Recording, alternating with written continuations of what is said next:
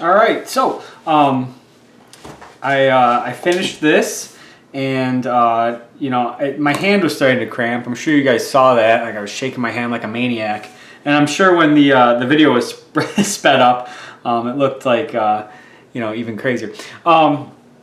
Altogether, this section. Now remember, it was sped up for you guys. So one of the things I always warn my students against is comparing themselves too closely to anything you see on the internet.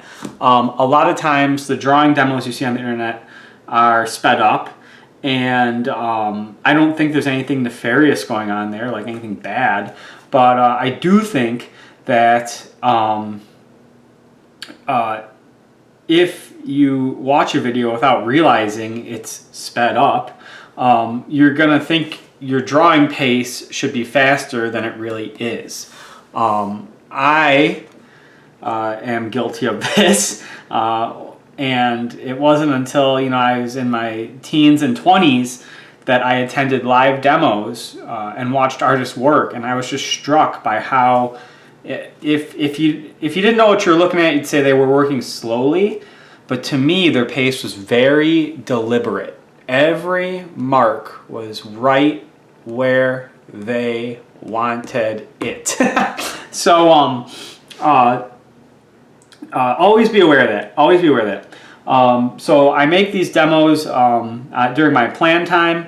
I get a class off to work on them. So I worked for about 15 minutes, and my hand was sore, so I went and responded to some emails. And now I'm back here at the table. And what you always want to do before you start a new one of these is evaluate your first one and look and try to observe, where is my eye drawn to? What is my eye most interested in?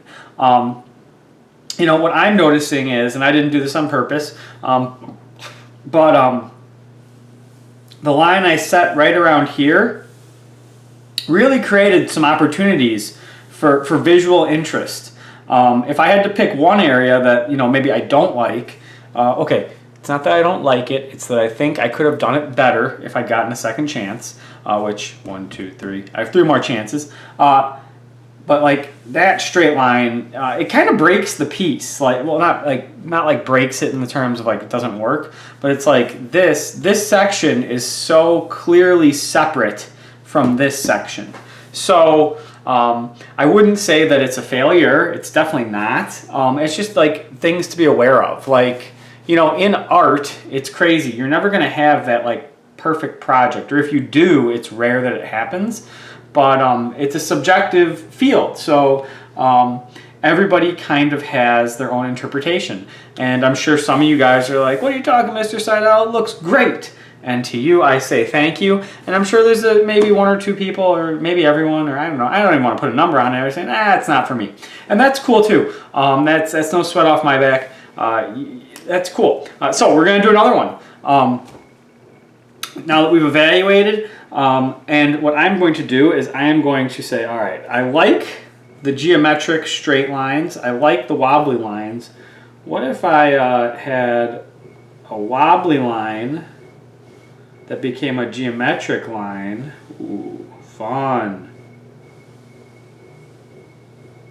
And it's got to go from one end of the page to the other. So one, and in this section, in this example, it's not ends of the page, it's ends of the drawing space, but I'm sure none of you are saying, what's this guy doing? So I am just going to make these wild and crazy lines. And it's almost like each line, so line 1, line 2, line 3, it's like each one of them is almost like a personality. And then it's like you get all these personalities in the same space, and you start doing the contours, and what happens is they have a conversation. So, I don't know, maybe you see it that way. You don't have to, but I don't know. I, as a child and now an adult, had a very active imagination. Like I loved books, I loved drawings, If you have that same imagination that I do, I know many of you do, please encourage that imagination. Never let anybody dissuade you from having a good imagination. So those are my 4 lines, and so you can start with 5, you can start with 4, you can start with 3. If you had a really complex line, you can even start with 1. But what I'm going to do is I'm going to go back in, and I am going to contour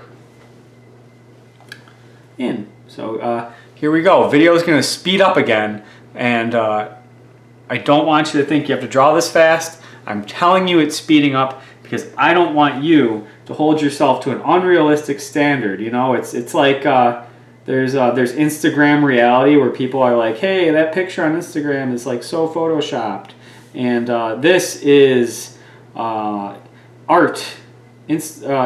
YouTube art reality, okay? I'm going to be upfront with you when I use tricks of the trade to speed things up. So, we're speeding up now.